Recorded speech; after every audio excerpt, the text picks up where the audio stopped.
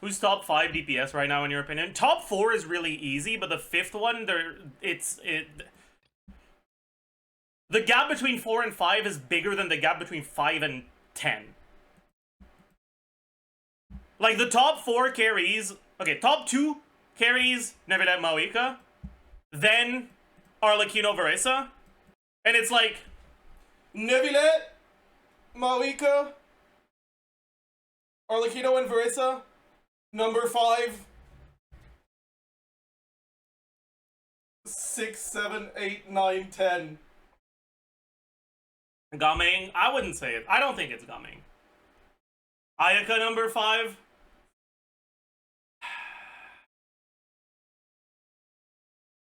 So, my only gripe with that is that it's...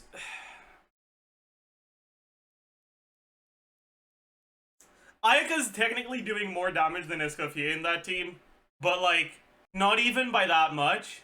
And the gap between Ayaka and Barbara is like, it's not even that big. Nevilet is also doing 50% of his team's damage. Yeah, but it's different. Well, it's more than 50%, but it's different because the main thing that makes Nevilet so good is not his damage, it's how easy he is to play paired with how easy it is to do AoE stuff. Ayaka is a significantly harder character to play. If you don't do perfect rotations with Ayaka, you get heavily punished. Because your energy generation in an Ayaka team is incredibly important, because Ayaka's burst cost is pretty high, which means you need to do proper rotations that do 2 Shenhe skills and 2 Ayaka skills. But if you're not, like, used to the team and used to how the cooldowns line up, and you miss 1 Shenhe skill and 1 Ayaka skill, which honestly is how most people play her, she loses like 20% of her team DPS. Because everyone has higher ER. And that's assuming you build higher ER accordingly. Most people don't, and end up losing fucking half the team DPS because they burst once every 40 seconds.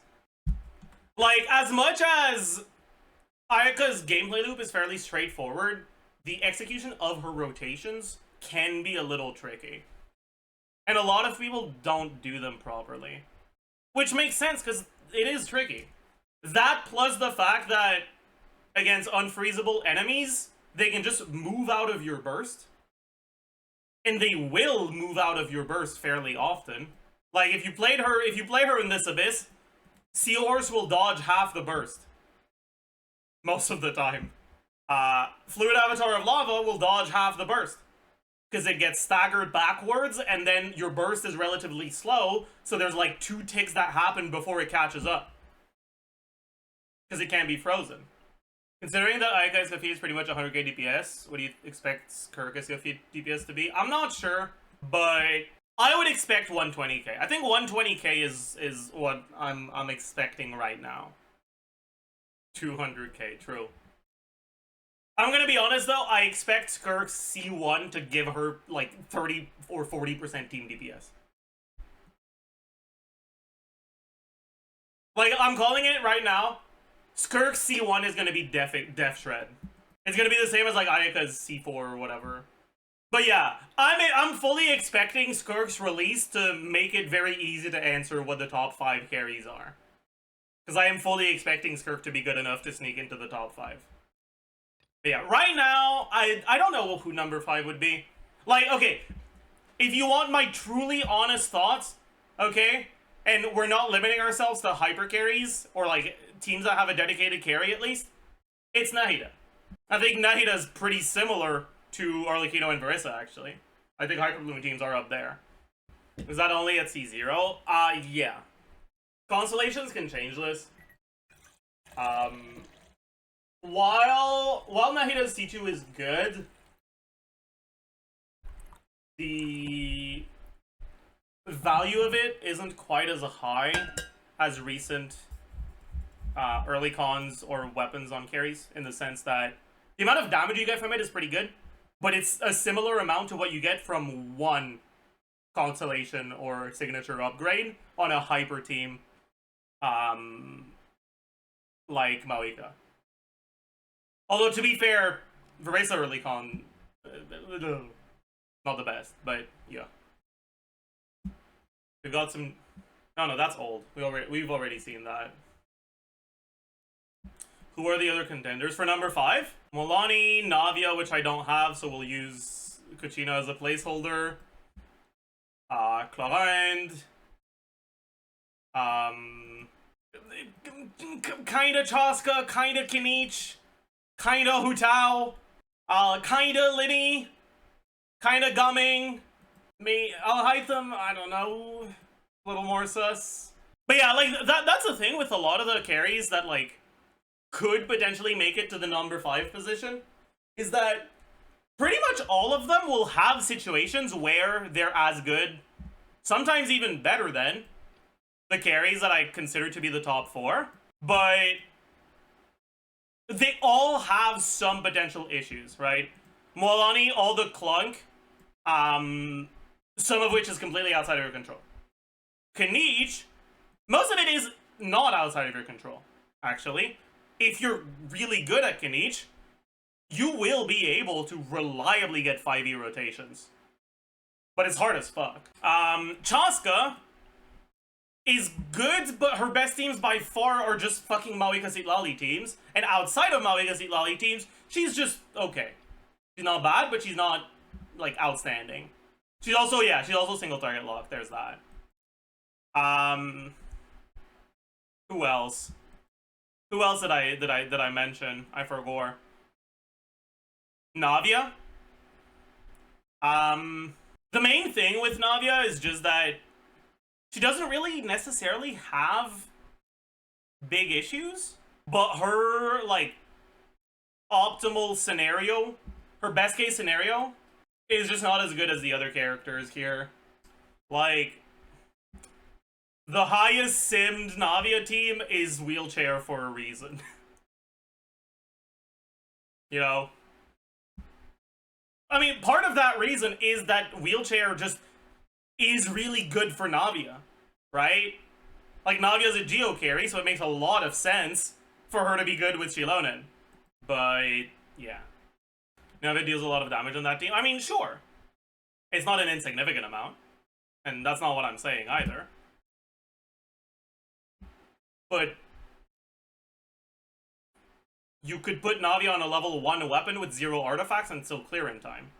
Like, the 50k DPS you get from the rest of the team is enough to clear. Is Navia Petra better than her Sig in wheelchair? No, it's not. She does do enough damage to justify using her Sig set. You gotta think about it this way, right?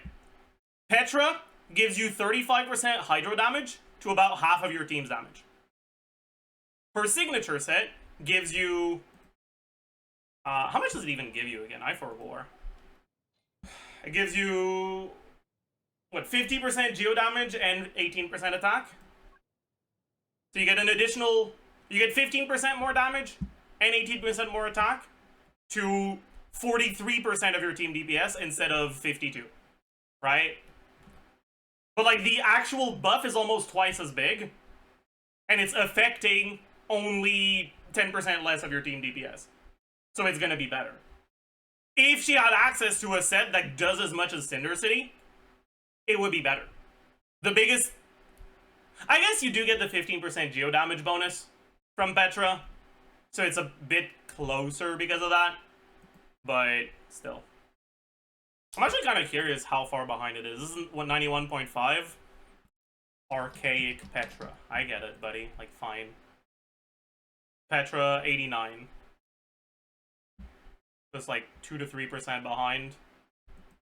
Not that big of a difference, but her set is better. Slightly. It's just because Petra's not a very good set.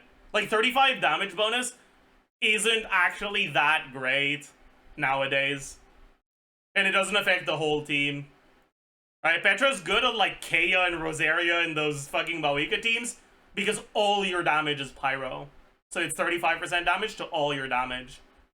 But in a Navia team, it's only to about half your damage. Anyways, that aside, Navia is like... she's a sort of character that I think is kind of similar to Chlorinde in a way. where they're fairly good characters, but they're also pretty well balanced. And because there's other characters that are not balanced, they just don't really shine that much in comparison.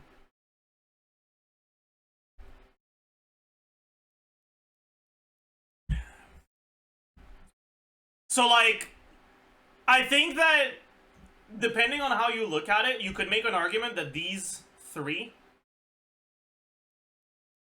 are even higher than these two in some situations, right?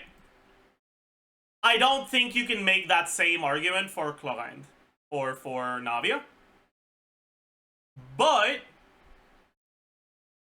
I do think that you can make a very reasonable argument that Chlorinde and Navia are better than these three. Because while they don't have that perfect scenario that allows them to shine that much, they're good, solid, reliable characters that are pretty easy to pilot.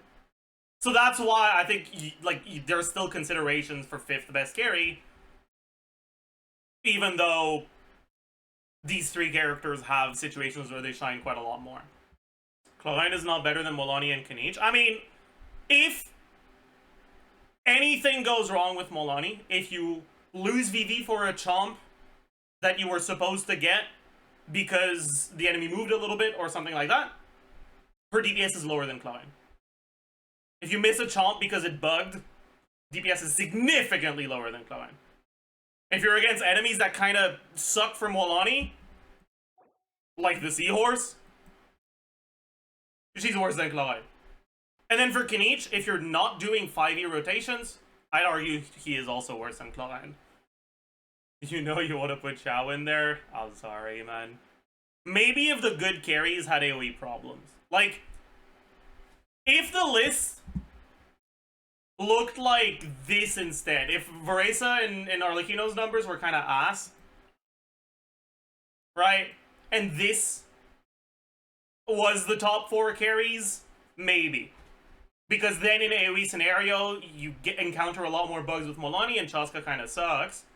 So if you don't have one of these two, Xiao can actually be up there, sure.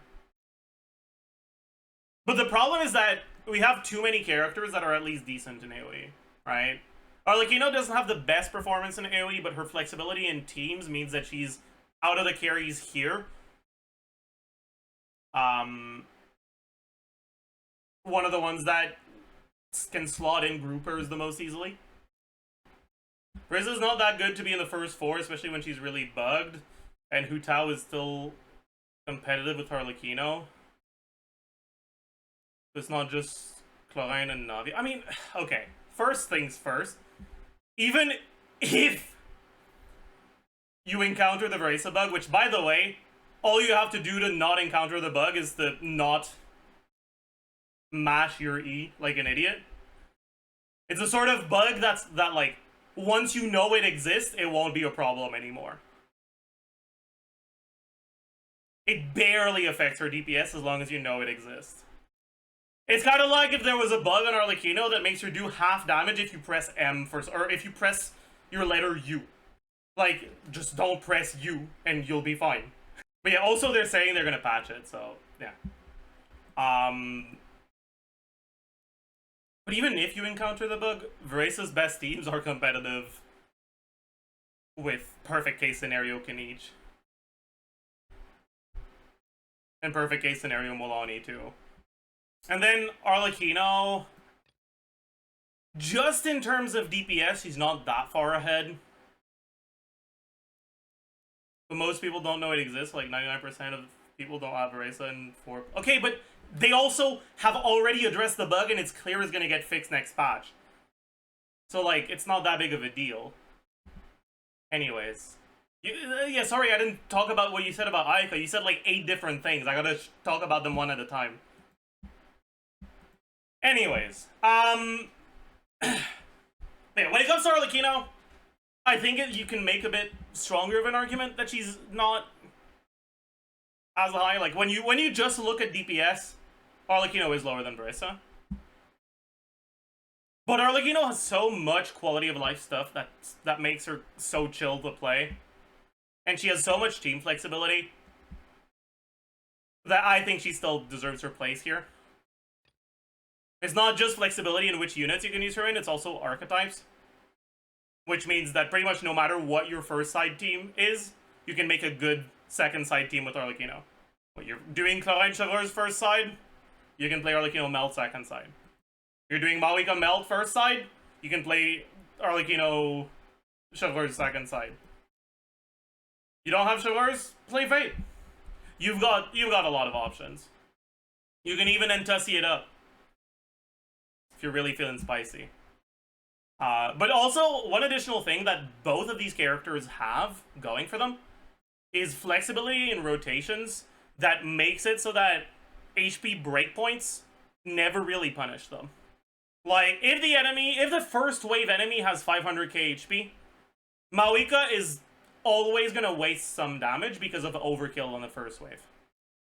Mualani is also almost always gonna waste some damage because the first chomp is gonna do like 350k, and then the second chomp is gonna overkill by a lot. And then, even if you were able to properly kill it with the first chomp, your second wave doesn't have VD. Anyways. Just saying that Hu Tao and Ayaka are still in the conversation versus Chaska, Klein, and Navia. I think, okay, for Ayaka, once Escovia comes out, I can agree with that. But she's not out yet, which is why I haven't mentioned her. And for Hu Tao, I did already mention her earlier, but I can talk about her again a little bit. The biggest problem I have with, like, considering Hu Tao as one of the stronger carries is just that her best teams are kind of just wheelchair teams. But, like, she's not bad in those wheelchair teams. She's pretty good. Chaska's wheelchair is stronger than Hu Tao's wheelchair. I mean, I don't know if I agree with that. Because, technically, this is a Hu Tao wheelchair team. And that's probably stronger than Chaska's wheelchair team. But we might be getting into an uncomfortable discussion right now, so let's stop there. Let's stop there.